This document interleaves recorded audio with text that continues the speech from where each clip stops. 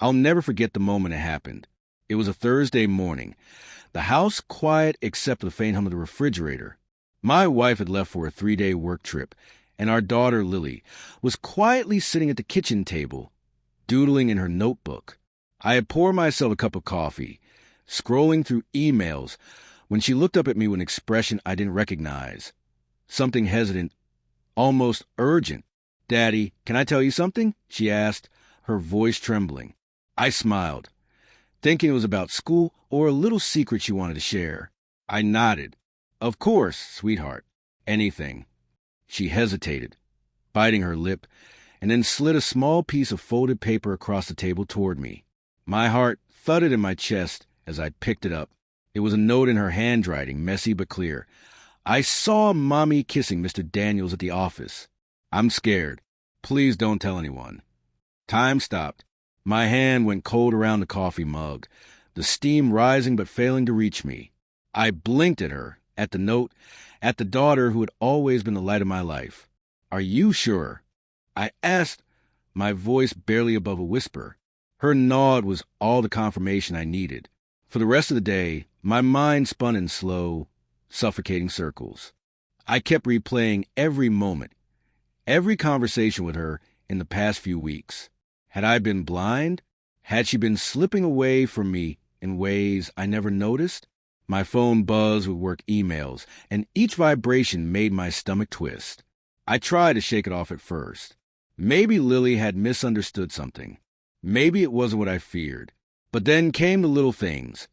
The missed calls from my wife I had to force myself to ignore, the way she had been unusually protective of her phone, and the strange, forced excuses about late nights at work.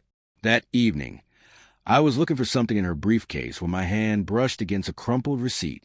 Not just any receipt, one for dinner for two at a restaurant she claimed she'd never been to, dated yesterday. My pulse pounded in my ears as I realized it lined up perfectly with the time Lily had described. I didn't confront her immediately.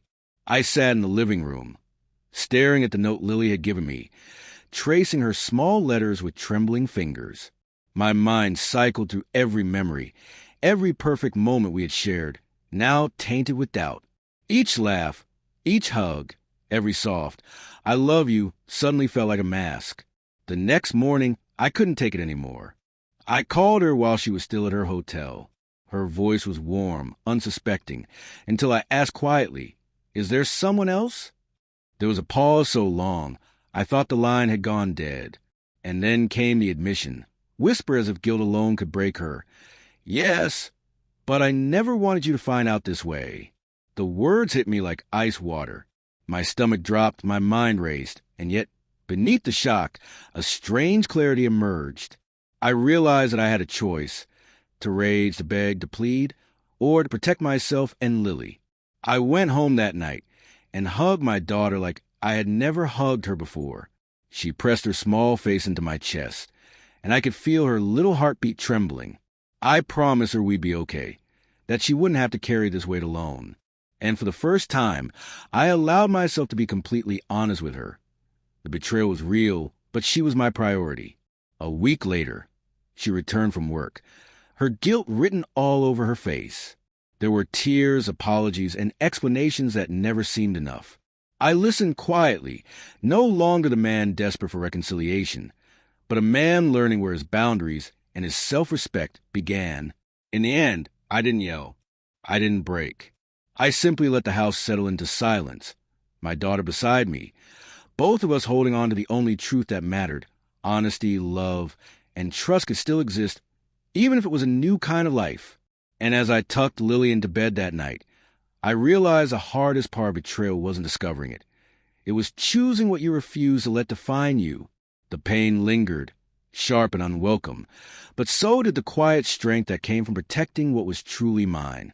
And sometimes that's all that matters.